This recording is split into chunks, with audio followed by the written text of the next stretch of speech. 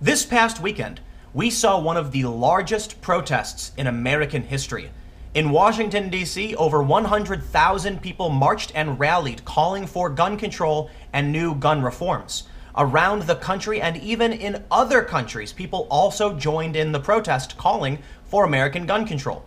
It is estimated that up to 2 million people were joining this protest. So again, one of the largest protests in American history. But we've all heard that this is a youth movement, that the children are leading the way. Many of the people I interviewed on the ground said just as much, that it's the kids who are leading this movement. It's the youth, the millennials, that are making this change happen. But it would seem that it is likely not true. A new poll that was just published by the Washington Post shows that it is likely not the case. And not only is it not young people that are leading this protest, it might not even be people who care about gun control in the first place.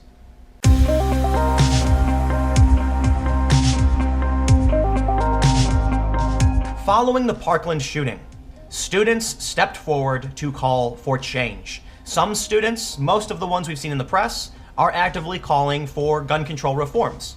They want to make some specific changes. And there have been some students, most notably Kyle Kashev, who are more pro-Second Amendment. Before I go on, let me give a quick shout out to today's sponsor. The Blinkist app transforms the key insights of 2,000 best-selling nonfiction books into powerful packs you can read or listen to in just 15 minutes.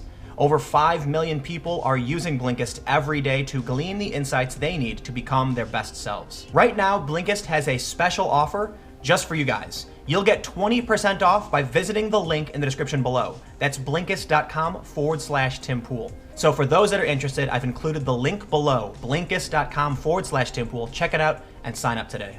The story from the Washington Post.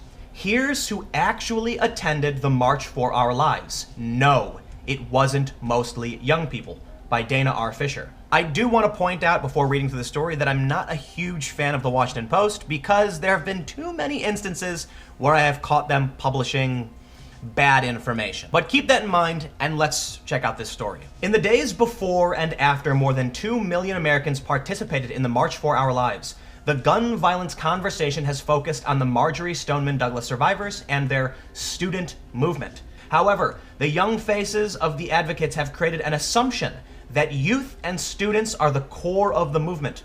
My research tells a different story about who participated in the March for Our Lives, and it is more complicated and less well-packaged for primetime. As part of my research on the American resistance, I have been working with a research team to survey protesters at the large-scale protest events in Washington since President Trump's inauguration. By snaking through the crowd and sampling every fifth person at designated increments within the staging area, we are able to gather a field approximation of a random sample. So far, the dataset includes surveys collected from 1,745 protest participants. Like other resistance protests and like previous gun control marches, the March for Our Lives was mostly women. Whereas the 2017 Women's March was 85% women, the March for Our Lives was 70% women. Further, participants were highly educated. 72% had a BA or higher. Contrary to what's been reported in many media accounts, the DC March for Our Lives crowd was not primarily made up of teenagers. Only about 10% of the participants were under 18. The average age of the adults in the crowd was just under 49 years old, which is older than participants in the other marches I've surveyed, but similar to the age of the average participant in the Million Moms March in 2000, which was also about gun control. Participants were also more likely than those at recent marches to be first-time protesters. About 27% of participants at the March for Our Lives had never protested before. This group was less politically engaged in general. Only about a third of them had contacted an elected official in the past year, while about 3/4 of the more seasoned protesters had.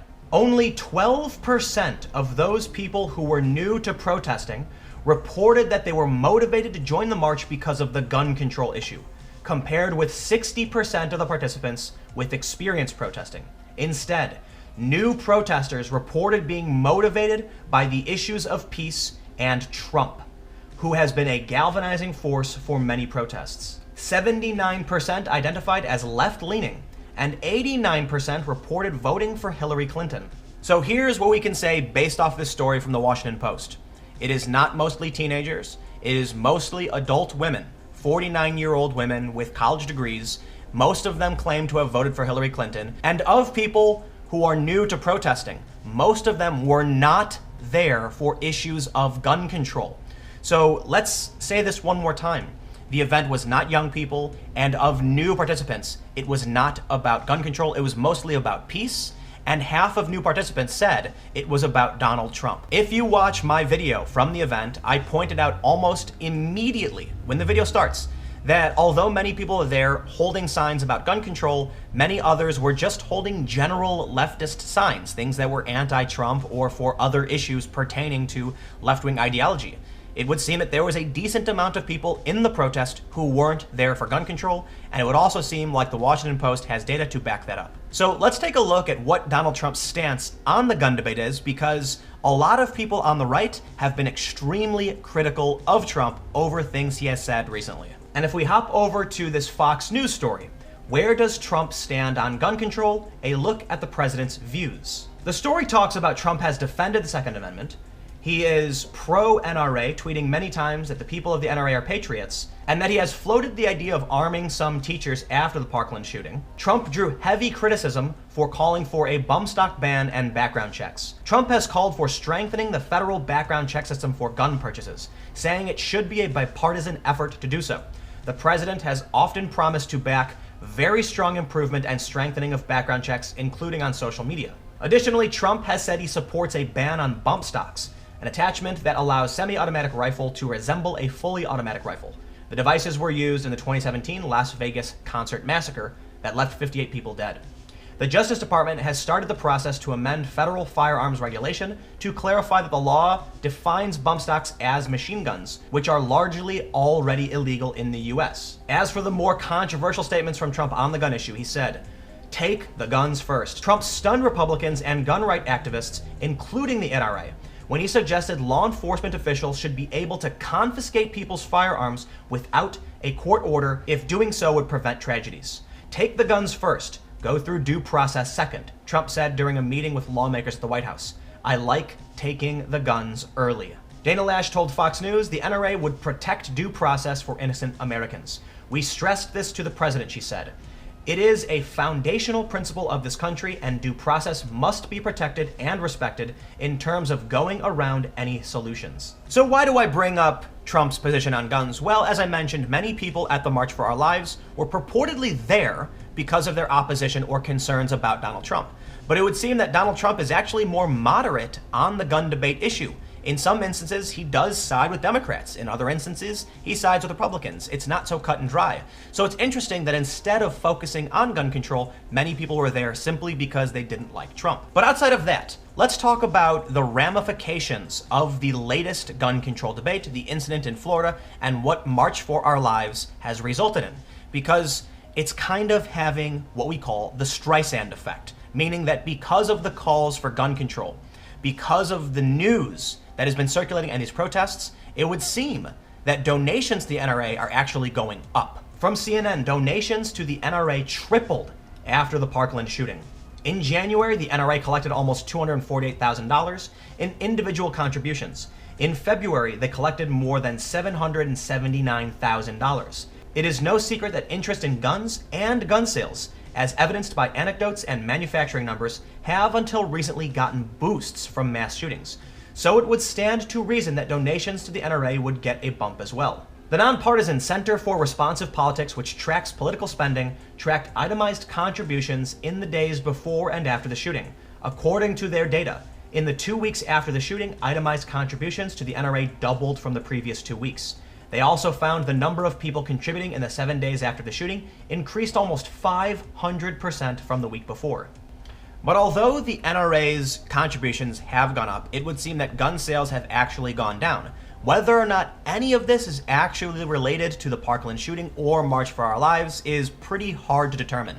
But I think many people will look at the numbers and say there's probably some correlation here. According to NPR, Remington declares Chapter 11 amid Trump slump in gun sales. Firearms manufacturer Remington Outdoor has filed for Chapter 11 bankruptcy protection in hopes of staving off creditors amid a slump in sales and public outcry over gun violence. Reuters reports that Remington's creditors, including Franklin Templeton Investments and JP Morgan Asset Management, have agreed to exchange debt for equity in the company. Although its financial troubles go back further, in recent months the company has found itself on the losing end of a phenomenon in which higher gun sales are seen under Democratic presidents, as gun enthusiasts fear greater gun control and drop under Republicans. For example, firearms sales were brisk under President Barack Obama. When polls showed Hillary Clinton was likely the next president, gun sales hit a record, only to drop off precipitously after the election.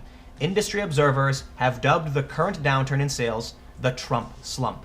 According to NPR, under Democratic presidents, due to a fear of gun control, gun sales skyrocket. And most people feel like that's true, but it tends to be anecdotal.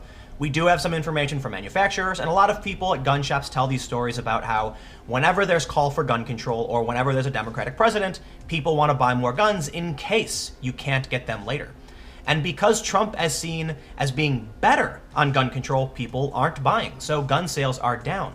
It doesn't seem like there's a direct correlation between mass shootings and gun sales, but following the shooting, with more calls for gun control, it's entirely possible that we will soon see gun sales start going up because people who do like guns, who are gun enthusiasts or pro-Second Amendment, are scared of having gun sales restricted or potential bans. So then the question becomes, what is actually happening with the March for Our Lives? Well, right now, we do see gun sales going down. Many people believe gun sales will go up. We have seen more donations to the National Rifle Association. When March for Our Lives becomes one of the largest protests in American history, and the news cycle is dominated by the gun control debate once again, people start to hyper-focus on these issues. As more and more people call for gun control, it is likely, in my opinion, that we're gonna see more people donating and buying guns. So let me know what you think. Were you under the impression that this was a mostly youth-led movement? As much as I think some people were under that impression, I feel like most people kind of knew it was going to be the same people who typically go out and protest in these big events anyway.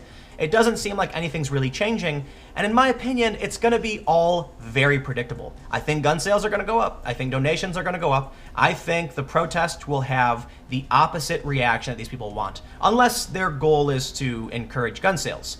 But what do you think? Did you expect this to be mostly young people? And what do you think is going to happen with the gun debate? Are there going to be meaningful reforms? Will more Republicans come out and just vote to defend their right to bear arms, or people who are just pro-Second Amendment? Comment below, we'll keep the conversation going. Thank you all so much for watching. Make sure to stay tuned. New videos every day at 4 p.m. You can follow me on Twitter at Timcast, and I will see you all tomorrow.